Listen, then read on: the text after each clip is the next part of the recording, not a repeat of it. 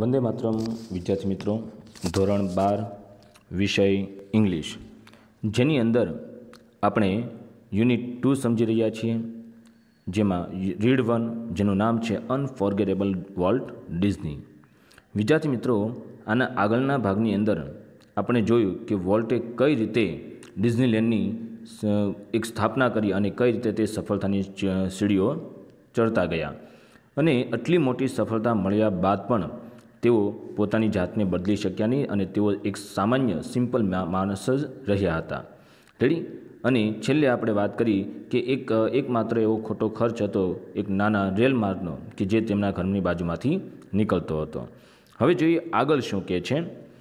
What do you do with all your money a friend once asked, કે અ friend એક મિત્રએ once એટલે એકવાર આસ્કડ હિમ તેમને પૂછી નાખ્યું કે એક વખત એક મિત્રએ તેમને પૂછી નાખ્યું કે વોટ ડુ યુ ડુ, તમે શું કરો છો વિથ ઓલ યોર મની, તમારા બધા પૈસાથી, કે તમે તમારા બધા પૈસાથી શું કરો છો। તો pointing at the studio Walt said, pointing એટલે ઇશારો કરતા, એટ ધ સ્ટુડિયો તરફ ઇશારો કરતા વોલ્ટે કહ્યું I fertilize that field with it. Fertilize એટલે કે ખાતર નાખવું, ધેટ ફિલ્ડ તે ખેતરમાં, વિથ ઇટ તેના વડે, કે હું તે પૈસાને આ ખેતરની અંદર ખાતર નાખું છું। હવે જો વિદ્યાર્થી મિત્રો, આપણે કોઈ પણ ધંધો શરૂ કરીએ અથવા તો માની લો કે ખેતરની વાત કરીએ તો કોઈ પણ ખેડૂત હોય એ પોતાના ખેતરમાં સારો એવો પાક લેવા માટે સારા પ્રકારનું બિયારણ અને સારા પ્રકારનું ખાતર વાપરશે અને તે તેમાં નાખશે કે જેના કારણે તેને વધારેમાં વધારે પ્રોફિટ મળી શકે અને સારામાં સારો પાક મળી શકે। એમ જ્યારે કોઈ વ્યક્તિએ આ વોલ્ટને પૂછ્યું કે ભાઈ તમે આટલા બધા પૈસા કમાવો છો તો તમે આ પૈસાઓનો ઉપયોગ શું કરો છો, બરાબર છે। ત્યારે વોલ્ટ કહે છે કે હું આ જે કંઈ પૈસા મને મળે છે એ બધા જ પૈસા આ ખેતરમાં ખાતર તરીકે હું નાખું છું। એન્ડ ઇટ્સ ટ્રુ, અને તે સાચું છે, ધેટ કે વોલ્ટ પ્લાઉડ એટલે કે આમ તો ખેડવું, મની બેક, બરાબર છે, પૈસા પાછા ઇન્ટુ કંપનીમાં, એટલે કે તે સાચું છે કે વોલ્ટ જે છે એ કંપનીમાં પૈસા પાછા નાખતો almost as fast as it came in, અને લગભગ તેટલા જ ઝડપથી તે પાછા આવતા। વિદ્યાર્થી મિત્રો, આપણે રિયલ લાઈફની વાત કરીએ તો માની લો કોઈ પણ ધંધો શરૂ કરીએ છીએ તો માની લો કે ધંધો શરૂ કરીએ અને તેની અંદર જો વારંવાર રોકાણ ન કરતા જાય તો આપણો ધંધો નવી પેઢીને ગમતો નથી અથવા તો આગળ વધી શકતો નથી। એટલે જ્યારે પણ કોઈ પણ ધંધો શરૂ કરીએ તો જે પણ પૈસા આપણે કમાઈએ છીએ એનો અમુક હિસ્સો આપણે ધંધાની પ્રોગ્રેસ પાછળ લગાવવો જોઈએ, જેના કારણે આપણો ધંધો આગળને આગળ જતો રહે। એમ અહીંયા વોલ્ટે પણ એવું જ કર્યું છે કે એ ડિઝનીલેન્ડ દ્વારા જે પણ પૈસા કમાતો એ બધા પૈસાઓ ફરી પાછો તે તેમાં લગાડતો અને નવું સર્જન કર્યા કરતા, જેના કારણે ડિઝનીલેન્ડને આજે દુનિયાભરમાં જાણીતું બનાવ્યું છે। એટલે જ અહીં કીધેલું છે કે જે પણ પૈસા હતા એ ડિઝની કંપનીમાં પાછા નાખતા અને તેટલા ઝડપથી તે પાછા આવતા। આગળ જોઈએ, બિંગ સોલ્વેન્ટનો અર્થ થાય છે સદ્ધર અથવા તો પૈસાદાર, બરાબર છે। ફોર ધ ફર્સ્ટ ટાઈમ, પહેલી વખત, એટલે કે પહેલી વખત પૈસાદાર બન્યા પછી હી સ્ટાર્ટેડ, તેણે શરૂ કર્યો, ઇન બિઝનેસ, ધંધામાં, ગેવ, આપ્યો, વોલ્ટને અ ચાન્સ, એક તક, ટુ ડેવલપ અધર આઈડિયાઝ, બીજા વિચારો વિકસાવવામાં। શું કીધું કે પહેલી વખત પૈસાદાર બન્યા પછી તેમણે ધંધામાં બીજા વિચારોનો વિકાસની વોલ્ટને તક આપવાની શરૂઆત કરી, એટલે કે જેમ જેમ તે પૈસાદાર બનતા ગયા તેમ તે પોતાના પૈસા એની પાછળ નાખતા ગયા અને સાથે સાથે એ એમ્યુઝમેન્ટ પાર્કને વધારે આકર્ષક બનાવતા ગયા। ધીસ ઇન્ક્લુડેડ, આનાથી ઇન્ક્લુડેડ એટલે કે સમાવેશ થતો ધ ડેવલપમેન્ટ ઓફ મિનરલ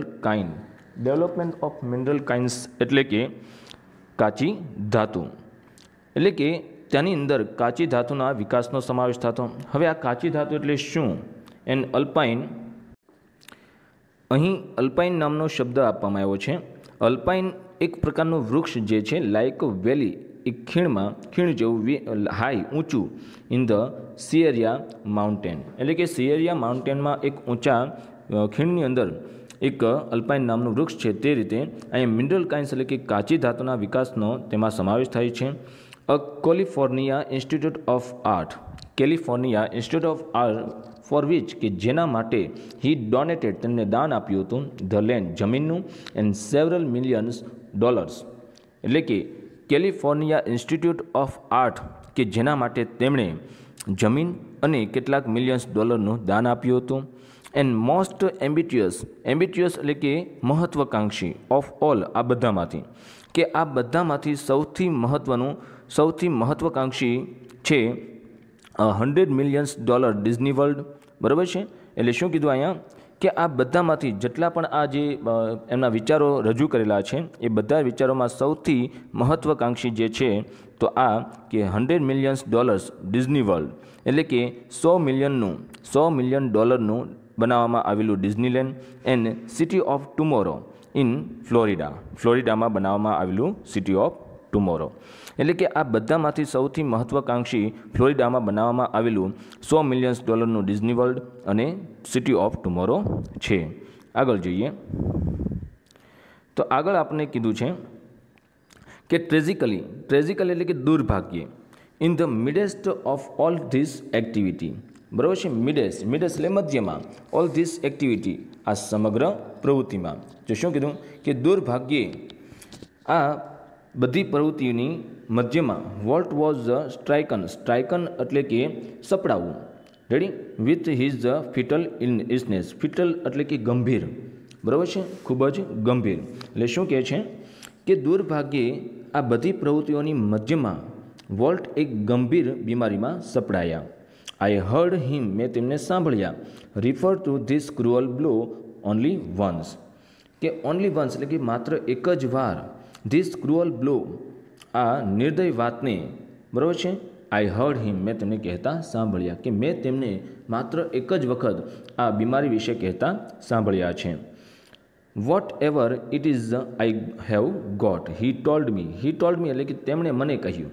એટલે અહીંયા રોય ડિઝની જે લખે છે એટલે રોય ડિઝની એટલે કે વોલ્ટ ડિઝની છે પોતાના ભાઈ રોય ડિઝનીને કહે છે કે whatever it I have got, એટલે કે મેં જે કાંઈ મેળવેલું છે. બરાબર છે. ડોન્ટ ગેટ ઇટ, કે તે તને ન મળે. બરાબર. અહીંયા વાત થાય છે રોગની, એટલે કે મને જે કંઈ પણ રોગ થયો છે તે તને ન થાય. રેડી. આગળ જોઈએ. આઈ વિઝિટેડ હિમ, મેં તેમની મુલાકાત લીધી. ઇન ધ હોસ્પિટલમાં. ધ નાઇટ, બરાબર છે, આગલી રાત્રે. બિફોર ધ ડેડ, બરાબર છે. શું કીધું કે તે મૃત્યુ પામ્યા તે પહેલાંની રાતે મેં હોસ્પિટલમાં તેમની મુલાકાત લીધી હતી. ઓલ્ધો એટલે કે જો કે ડિસ્પેરેટલી ઇલ, જો કે ગંભીર બીમારી હોવા છતાં he was as full of plans for the future as he had been all his life.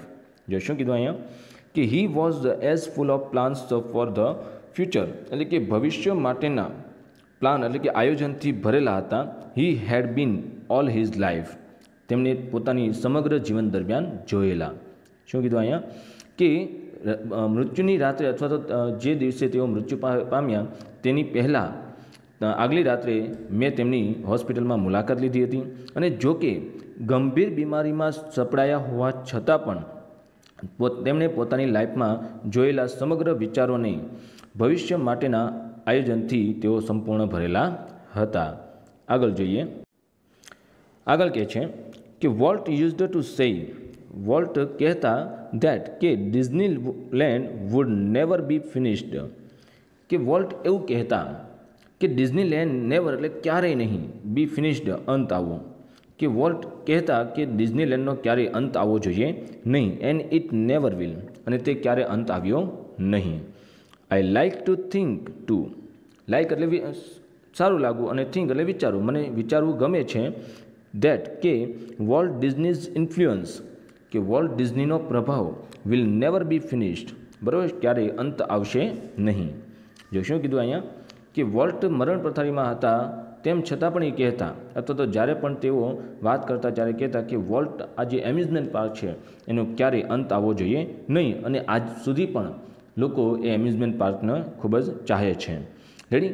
અને એમના ભાઈ રોય ડિઝની જે છે એ પણ વિચારતા કહે છે કે વોલ્ટ ડિઝનીનો જે પ્રભાવ જે છે તેનો પણ ક્યારેય અંત આવશે નહીં. ધેટ કે થ્રુ ધીસ ક્રિએશન, તેમના સર્જન દ્વારા ફ્યુચર જનરેશન એટલે કે ભવિષ્યની પેઢી will continue to celebrate. Ready. તો ભવિષ્યની પેઢી જે છે તેમના સર્જન દ્વારા તેમને ઉજવવાનું ચાલુ રાખશે. What he once describe as, કે જે એક વખત તેમને વર્ણવ્યું હતું. ડિસ્ક્રાઇબનો અર્થ થાય છે વર્ણવ્યું. શું કીધું અહીંયા? કે ભવિષ્ય તેમના સર્જન દ્વારા ભવિષ્યની પેઢી પણ તેમણે એકવાર વર્ણન કર્યું હતું તેને ઉજવવાનું ચાલુ રાખશે. દેટ પ્રિસિયસ, કે તે મૂલ્યવાન છે. એઝલેસ એટલે કે વયવિહીન. સમથિંગ કંઈક. ઇન એવરી હ્યુમન બિંગ્સ, કે દરેક મનુષ્યમાં કંઈક એવું કિંમતી રહેલું છે. વિચ, કે જે મેક અસ આપણને બનાવે છે પ્લે રમત વિથ ચિલ્ડ્રન્સ ટોયઝ. જો શું કીધું અહીંયા?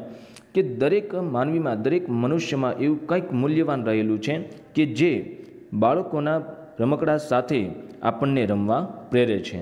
And laugh at silly things. Silly એટલે કે મૂર્ખતાભર્યું, થિંગ્સ એટલે કે વસ્તુઓ, અને મૂર્ખતાભરી વસ્તુઓ સાથે હસવાનું. And sing in the bathtub, અને બાથટબમાં નહાવાનું, ગાવાનું, અને ડ્રીમ અને સ્વપ્ના જોવાનું. રેડી? આ જો. તો અંતે અહીં વોલ્ટ ડિઝની કહે છે કે આપણી પાસે કંઈક એવું, દરેક વ્યક્તિ પાસે, દરેક મનુષ્ય પાસે કંઈક એવું કિંમતી રહેલું છે કે જે બાળકોના રમકડા સાથે આપણને રમવા પ્રેરે છે, હસવાનું પ્રેરે છે, અને સાથે સાથે બાથટબમાં ગાવાનું અને સ્વપ્ન જોવા માટે પ્રેરે છે. તો વિદ્યાર્થી મિત્રો, આ હતી કહાની કે જેની અંદર વોલ્ટને સમગ્ર જીવન વિશે કહેવામાં આવ્યું છે. તો આશા રાખું છું વિદ્યાર્થી મિત્રો, આ જે યુનિટ જે છે એ મેં જે સમજાવ્યું છે તેને સરળતાથી તમે સમજી શક્યા હશો. હવે આપણે આગળના યુનિટમાં જોઈશું. ત્યાં સુધી જય હિન્દ.